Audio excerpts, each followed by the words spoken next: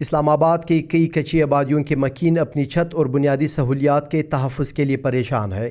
متاثرہ خاندانوں کے مطابق بغیر کسی پیشگی اطلاع کے وفاقی ترقیاتی ادارے CDA کے حکام ان کی بے دخلی کے اقدامات کر رہے ہیں، جس سے وہ سخت خوف زدہ ہے۔ میں 7 سال ہو گئے فالج کا مریض ہوں، تو میرا کوئی کاروبار نہیں، بچے ہیں 2 میرے، بیوی ہے، کہاں سے وقت پاس کریں گے؟ کرایہ دیں گے یا ان کے بچوں کے لیے آٹا لائیں گے؟ کام میں کر نہیں سکتا، تو ادھر تو ہمارا گزارا چلتا ہے، ہمیں کرایہ نہیں دینا پڑتا، بجلی کا بل نہیں دینا پڑتا۔ بجلی وغیرہ کہاں سے؟ سولر سسٹم، پانی ہمارا ہیڈ پمپ لگوایا ہوا ہے۔ یہاں کے مکینوں کا کہنا ہے کہ سیاسی جماعتیں اور حکومتی ادارے انہیں دہائیوں سے نظر انداز کرتے آئے ہیں، صرف انتخابات کے وقت انہیں یاد کیا جاتا ہے اور باقی عرصے میں ان کی زندگی غیر یقینی اور خوف کے سائے میں گزرتی ہے۔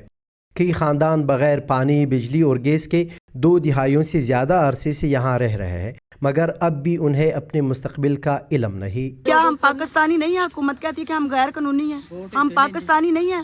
حکومت کیا ہم غیر قانونی ہیں تو ہم سے ووٹ کیوں لینے آتی ہے؟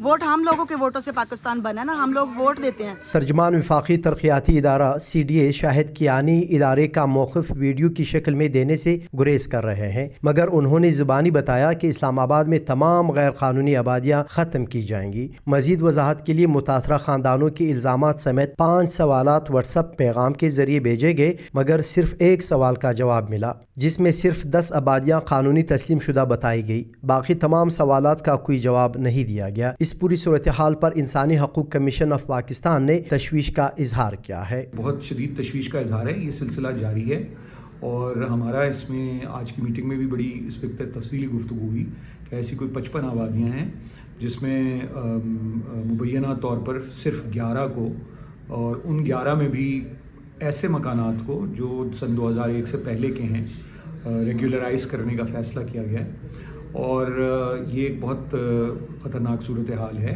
عدالت عظمیٰ میں کچی آبادی کیس کی پیروی کرنے والے وکیل عابد حسن منٹو کے معاون ایڈوکیٹ اسامہ خاور کے مطابق ملکی اور بین الاقوامی قوانین کے تحت کسی بھی کچی آبادی کے رہائشیوں کو اس طرح نہیں نکالا جا سکتا۔ ریاست پاکستان اور CDA بشمول CDA کی یہ ذمہ داری ہے کہ جو لوگ شیلٹر لیس ہیں اور جو ایک لمبے عرصے سے ان کچی آبادیوں میں رہائش پذیر ہیں، وہ انہیں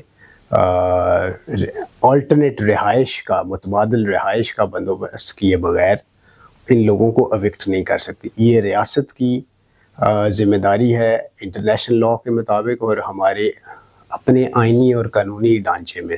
انٹرنیشنل لاء میں UDHR universal declaration of human right اور بے شمار اور ڈاکومنٹ شامل ہیں، اور ہمارے آئین کے مطابق آرٹیکل 9 جو رائٹ ٹو لائف اور آرٹیکل 38 جو ہاؤسنگ جو اسٹیٹ کی آبلیگیشن بناتا ہے، وہ پرووائڈ کرنا ریاست کی ذمہ داری ہے۔ انسانی حقوق کے کارکنوں کے مطابق اسلام آباد کو ایک منصوبہ بندی کے تحت آباد کرنے والے شہر کے طور پر پیش کیا جاتا ہے، لیکن حکومت اور CDA نے کم آمدنی والے طبقوں کے لیے کوئی مؤثر منصوبہ بندی نہیں کی ہے۔ ان کے مطابق یہ مسئلہ صرف کچی آبادیوں تک محدود نہیں بلکہ غوری ٹاؤن، بارکاؤ، ملپور اور نورپور ٹاؤن جیسے علاقوں میں بھی پھیل سکتا ہے۔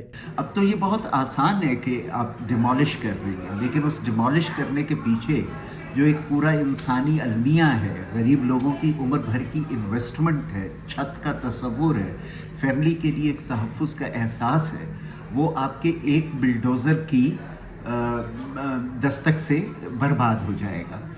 اس کا سیاسی حل ہے، آپ بیٹھ کے مکالمہ کیجئے، لینڈ ایکویزیشن ایکٹ کو ڈیموکریٹائز کیجئے، ان افتادگان خاک کو پاکستان کی ریاست کا شہری سمجھیے اور ان کو ری سیٹل کیجئے۔ یہ آپ سے کوئی مربع اور جگیریں الاٹ نہیں کروانا چاہیں گے، یہ اپنی ایک محدود سی چھت کے اندر اپنے گھر اور اپنی فیملی کا سہارا بننا چاہیں گے۔ انسانی حقوق کمیشن آف پاکستان نے مطالبہ کیا ہے کہ تمام متاثرہ مکینوں کو باعزت متبادل جگہ فراہم کی جائے، ان کے نقصان کا معاوضہ دیا جائے اور ان کی مالکانہ حقوق محفوظ رکھے جائے۔